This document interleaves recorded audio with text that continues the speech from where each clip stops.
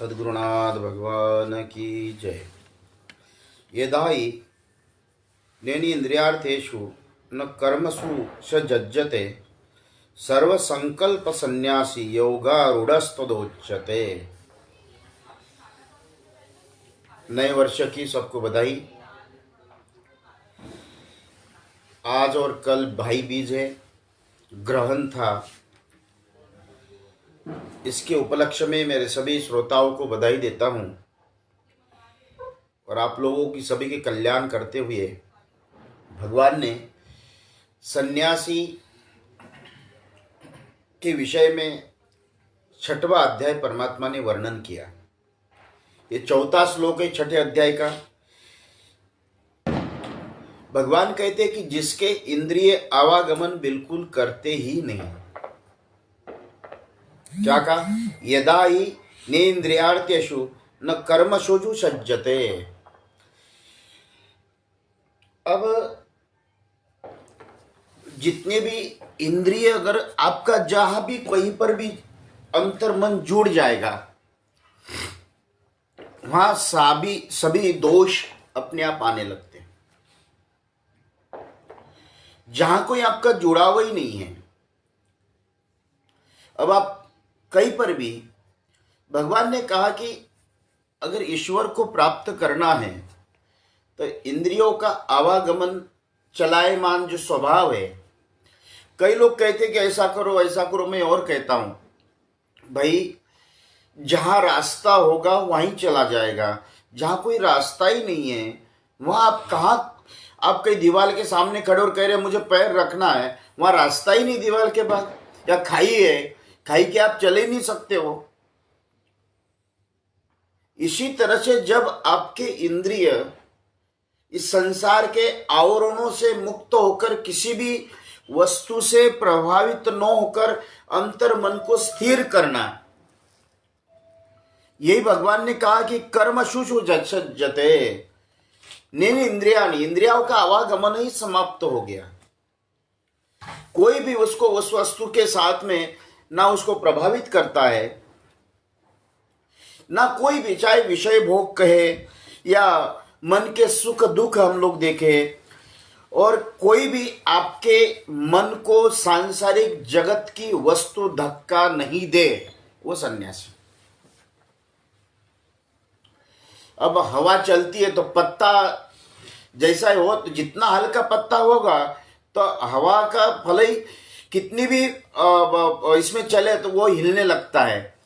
पत्थर को हिलने नहीं लगता है। पत्थर को हिलाना हो तो उस तरह से उस अवस्था में आकर हवा जब चलेगी, या वर्षा या जल का प्रवाह आएगा तो पत्थर को भी हिला देता है। एक ऐसे कोई चीज आती है, पहाड़ आती है जिसको कोई हिला नहीं सकता है, चाहे जल आ जाए या जिसको वायु आ जाए, कोई भी अवस्था उसको, तो जिसका मन दृढ़ पहाड़ की तरह हो गया, संसार की कोई भी वस्तु उसको हिला नहीं सकती है। यही सन्यासियों के लक्षण। भगवान क्या कहते हैं कि सर्व संकल्प सन्यासी योगारूढ़स्तदोच्यते। अब जहां किसी भी कई प्रकार के, उसका वर्णन बहुत विस्तार हो सकता है। मन में किसी भी प्रकार से कोई भी इंद्रियों को न लगाकर लेश मात्र भी उसको आसक्त न होना, निरासक्त रहना, निष्प्रह रहना, सारा व्यवहार करने के बाद भी। अब हम लोग कई वो लोग देखते हैं पशु पक्षी, अब वो कोई मांगते नहीं है भाई। बैल को देखो चलाता है, फिर मालिक लाके बिठा देता है, बैल खाने के लिए दे तो खा लेता है, नहीं उसका वो जहां वहीं मलमूत्र त्याग दे, बिठा दे, अगर नहीं खाने के लिए धीरे धीरे प्राण त्याग देता है। यही अवस्था आपके अंतर मन में जब उत्पन्न हो जाए तो अपने आप ही वो सन्यासी के लक्षण है। मैंने एक बार आपको शायद कहीं कहा होगा, मैं नर्मदा परिक्रमा में गया था। एक सन्यासी ध्यानस्थ थे और एक कुत्ते ने उनकी पिंडली को काटना चालू कर दिया। हमको बड़ी दया आई। हमने जाकर कहा महाराज जी देखो तो उन्होंने एक बड़ी अच्छी बात खोली, बोले कुत्ता जाने और चमड़ी जाने, मैं तो उसमें लगन में हूं। ऐसे एक भोले बाबा या कई लोग आते हैं। हम लोगों ने देखा कि हम लोग जहां से जन्म ले, विदर्भ में, एक व्यक्ति ने एक बड़े महापुरुष को जहर दिया, वो पी गए, कुछ नहीं हुआ। खटेश्वर महाराज करके होकर गए, हमारे अमरावती जिले में ही उनका यवतमाल अकोला के बीच में आता है, बड़े सिद्ध महापुरुष होकर गए। तो ऐसी जिस अवस्था में रहते हुए भी, चाहे हम लोग रविदास जी का जीवन देखते हैं, कबीरदास जी का देखते हैं, मीरा जी का देखते हैं, ये तो कभी सांसारिक दारिद्र्यता नहीं है, इनको सांसारिक दारिद्र्यता की पराकाष्ठा।